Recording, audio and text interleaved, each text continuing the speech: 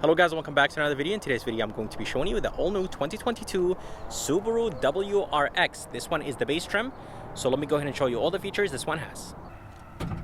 Under the hood there is a 2.4 turbocharged 4-cylinder engine. It is connected to a 6-speed manual transmission. You could get the WRX in a CVT transmission, and this WRX produces 271 horsepower and 258 pound-feet of torque, and the fuel economy numbers are 19 in the city, 26 highway, and 22 combined. Here is a MSRP sticker of this 2022 Subaru WRX base. If you guys are interested in the standard features it has, just go ahead and pause the video. And the price with destination is $30,765. If you guys are curious about the color is called ceramic white, and it does look okay on this WRX, especially after seeing this blue in person. The blue looks seriously amazing. I have mixed feelings about the orange. I definitely take the white one over the orange one, but this one is the base trim. There is 4 trims to choose from. There is the WRX by itself, which is the base, which is this white one. Then there is the premium, limited, GT. Both of those cars are the limited. I think the orange one has the Harman Kardon sound system, which is like an $1,800 option, and this white one is just the base. So for the design, I honestly have mixed feelings about it. Not a big fan of what Subaru did. I felt like they tried so hard to make it look really good, but they messed up.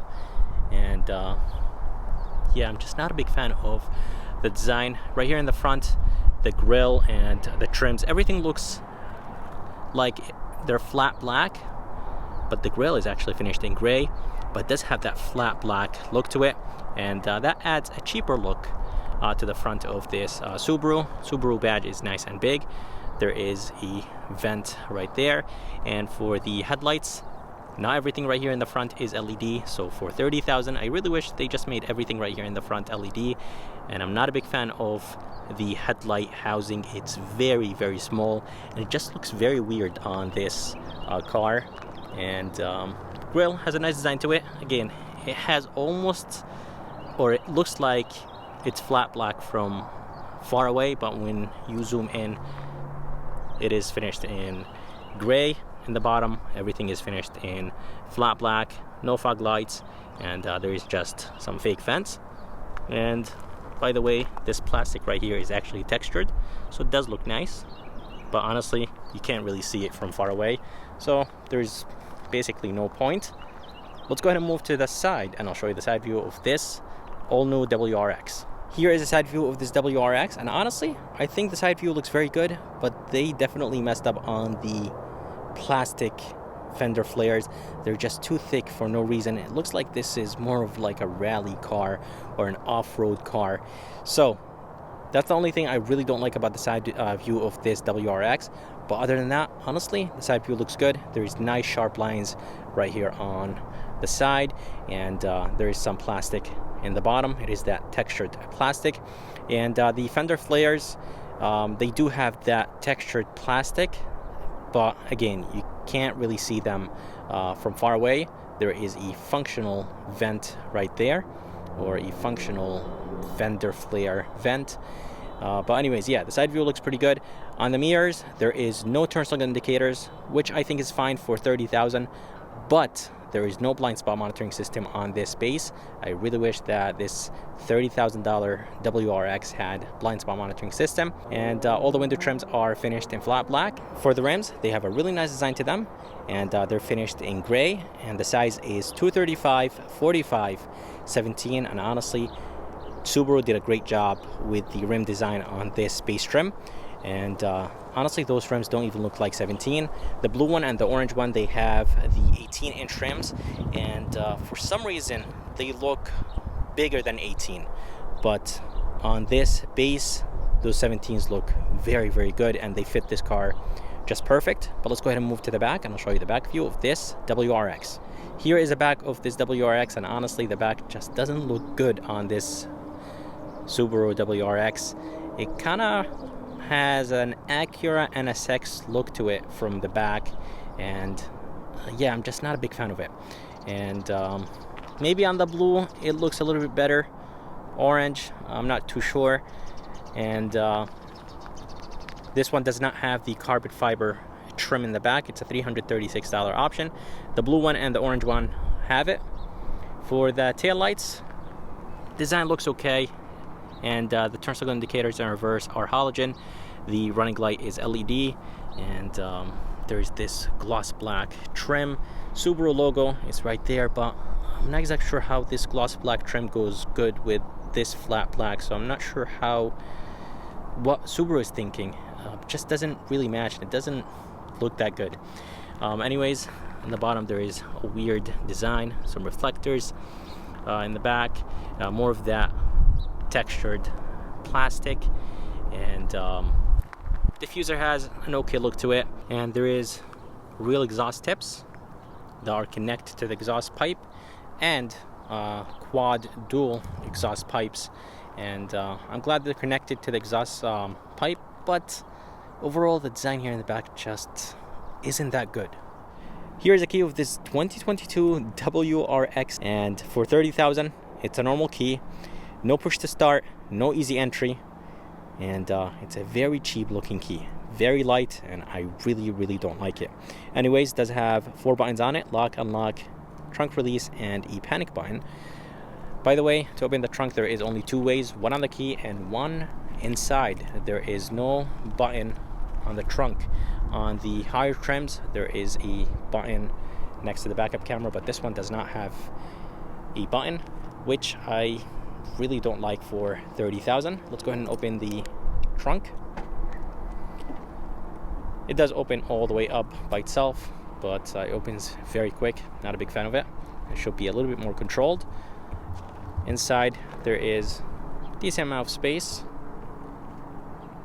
and there is hinge covers, and in the bottom there is a small storage place with the fixed flat kit, but there is no spare tire, but I'm pretty sure that you could put a spare tire back here. And yeah, the trunk is okay. I honestly expected it to be a little bit bigger. From the outside it looks like this WRX has a bigger trunk, but when you open it and you look at the trunk, it's not as big. Here is the front door panel, and the front door panel looks very basic. This top portion right here is nice and soft. This is finished in cloth, nice and padded. The armrest is nice and soft. This is plastic, and window switches, mirror controls, everything looks nice and has a nice high quality feel to it. Not a big fan of this carbon fiber looking fake trim. This is finished in gray, and there is an okay storage place in the bottom of this door. Here is a speaker, massive speaker in this WRX. The seats are nice and supportive, but at the same time they're nice and comfortable. I really like the gray with the black with the red stitching, and they're manual seats, and that's how you adjust the seat or move the seat to the front and back, and that's how you raise it, and that's how you recline the back of it. But let's go ahead and move inside this WRX, and I'll show you how it looks like from the inside.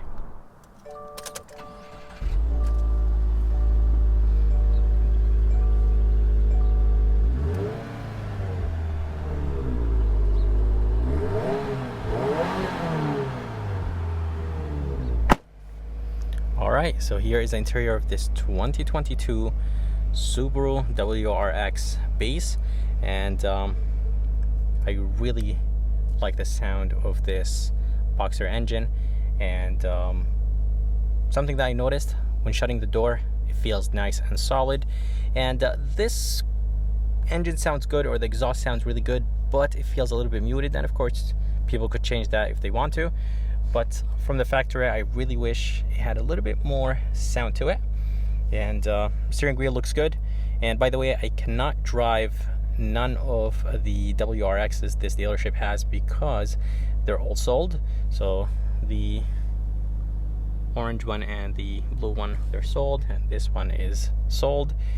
Anyways, the steering wheel has a flat bottom design. Not really sure how I feel about this carbon fiber looking trim. WRX is written in the bottom, and I love the red stitching.